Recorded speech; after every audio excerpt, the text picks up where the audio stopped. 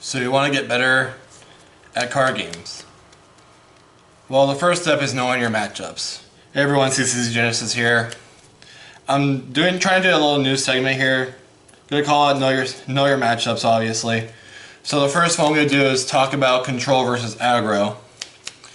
I'm gonna try to explain as much as possible. So the more information you know, the better. So I'm gonna tell you, game one is the most unimportant game, the least effective game, because you don't know what you're playing against. So you use game one to gather information. Obviously, if it's a single elimination game where you only play by one game, like in Vanguard and in Pokemon, I believe you do as well, then game one is basically the most important thing ever. But and games like Yu-Gi-Oh, Magic, Force of Will, we do games in sets. So game one is usually a game to evaluate what you're playing against and gather as much information as possible. So as control versus aggro, you want to get as much removal as possible, cheap effective removal. You basically want to get cards that give you a huge advantage. So I just drew a random hand after shuffling it. So we're going to talk about mulligans. So against aggro, I want to keep the one bow, the space time. I'm not going to keep Lapis' Darkstorm because against aggro, unless I'm playing against Feasting Turbo, the only reason why I would keep Darkstorm is against Feasting Turbo. But if I'm playing against Prisya, I don't want the Darkstorm. I want better removal than Darkstorm. So I keep the Endless Nights in case they don't flip Prisya over early. So I'm only going for 2. Okay, so this is really good. So because with Bear and Bow, and now I have an easy way to remove bigger threats without having to rely on space-time anomaly all that much. So this is very efficient removal. Even if I was against Guiber Turbo, Endless Nights is also a very strong efficient removal against Guiber Turbo, just because you kill, when they do their Adam Broly play, you kill the Adam Broly while killing the one drop and the token. They can no longer play the Guiber. They could play Drake, however, but that's if they have the Drake in their hand. But you effectively kill the Guiber play. You could also wait, however, to wait till they drop the Guiber and then kill it. So if you're like on turn 4, you could do Bear the Adam Broly, and then kill the Guiber, do the -5 on do -3 on the Adam Broly, and the -2 will finish it off, and then everything else will die. Because the token is a 1/1, the Tom is a 2/2, so it will die. You can effectively just do it immediately on the start of the turn. So you kill off Guiber at the start of the turn. The token can no longer resolve on the field, so another Guiber can't come out for cheap. Tama can no longer stay on the field either. They will draw a card off Tama, but it will no longer be able to stay on the field. However, if they do play Rocket, they can get a Drag. But either way, you're denying the fact that they could do Guiber Drag on the same turn. And then you're easily able to remove the Drag with just the space time anomaly by itself, because it's -7, so you're doing 14 in total. So let's reshuffle this hand again. So mainly, against aggro, you want to get efficient removal. Cards like Scorn or Dark Alice is very efficient, just because you get to see their hand and remove important key components of their deck. So let's say they're playing Prisya aggro. You would want to remove the Sacred Elf as soon as possible. Also, knowing whether to go first or second is also important. Against Prisya aggro herself, mainly because Prisya herself really loves to go second because of the second card draw and the fact that they have Energize, so they're able to turn 2 J activate to kill your face. So if you now know you're playing against Prisya, you want to heavily mulligan for cards like Death Scythe, Black Moonbeam, Scorn of Dark Alice. Bows are also really helpful, but Space Time Anomalies also help as well because you reduce the damage dealt to you. But you mainly are looking for cards like Scorn, Black Moonbeam, and Death Scythe. So, this is obviously game 2 after your side deck, obviously, but we're just doing games of 1. So, here, it's perfect actually. And then I'll just mulligan these 3 against Prisia Aggro because I don't expect to really have to go to turn. I'm not really expecting to go to turn 4 and later with this. I want to see this card later in the game itself after I diminished all the resources.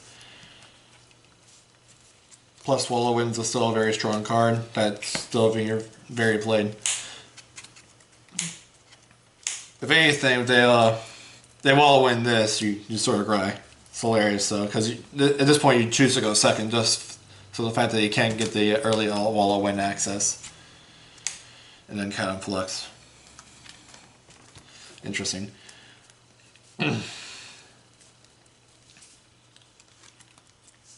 So yeah, we got rewarded for our invest. We got rewarded actually against Prisia, to be fair. If we had won game 1 or lost game 1, depending on which. Against Guiber Turbo, you still have the Endless Nights and the Prison of the Lunar Lake, which is really good. I would have mulliganed this against Guiber Turbo and mulligan the Death Scythe because I'm not going to be using Death Scythe because they don't really flip over feats until they're going to kill you with the until they're going to kill you. So let me just get the 2 new cards.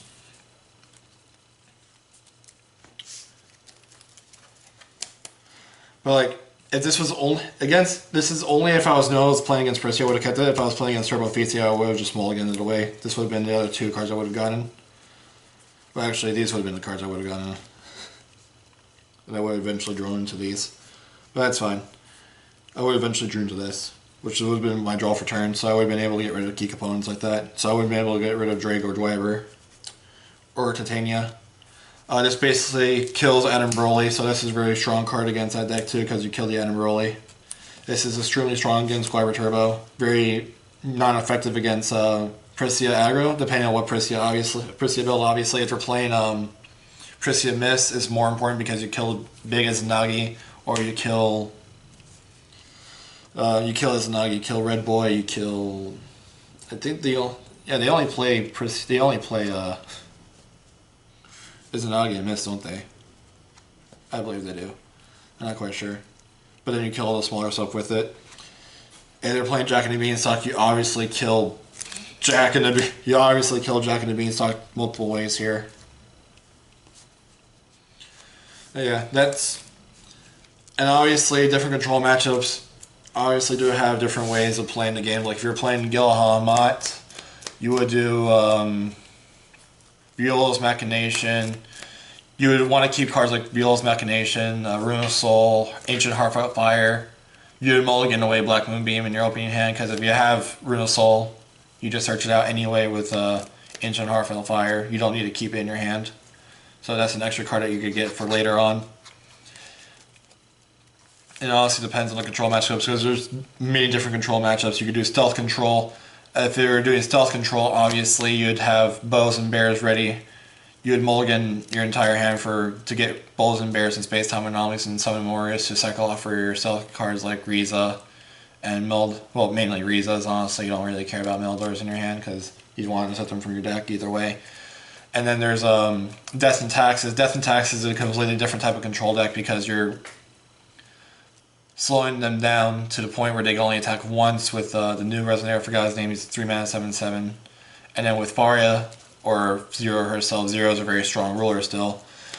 Mainly because Zero, you pay your black, you get rid of all the symbol skills, is very strong. So, you want to keep in mind that it obviously depends on the type of control deck you're playing against aggro, what you keep and what you mulligan. So you gotta remember what you want to mulligan against certain matchups. If you're playing against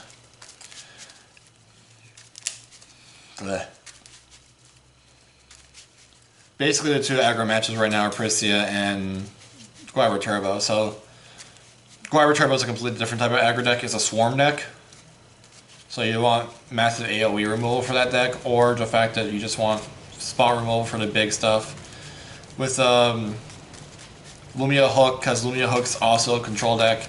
You want to get cards like Gale Force against Prisia and Gwyver Turbo, because you want to kill off the Gwybers as soon as possible. You want to kill off the Dragon and Beanstalk as soon as possible. You want to basically kill anything that has flying mandatorily from Prisia's Resonance ability. And then the fact that you still have access to Seal, Wind and Light, and Melfi's, because you use Melfi's to proc if you use Melfi to proc the second trigger, you basically prevent damage from Prisia. That's really huge.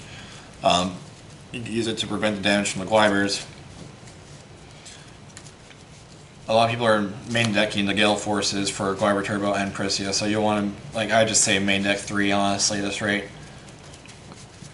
If you have access to green, because it's still a very strong control card in green, and flying is still technically a win condition in this game, because we don't have cards like Reach. You can also tech in Secret Village of the Elves, I believe is what it's called, to give all your resonators Reach, basically, which is very nice. If you have access to green, you can do that. In a Lumia Hook build, you basically just want to ramp to the point where you can hook the entire board away and their stones. That's the goal of Lumia Hook, in a sense, which is very strong. And once Lumia Hook gets going, it's really hard to stop, unless you have very cheap efficient rules like in the Control Mirror. But I'll go and talk about Control Mirror in another video. Well, I hope you guys like this video. It's something new I'm trying to do for the community, and honestly for myself as well. So if you guys learned something new, leave a like. If you basically knew all this beforehand, dislike it, because then I didn't do my job. Leave a comment down below if this is something that you still want, if you want to see more of it.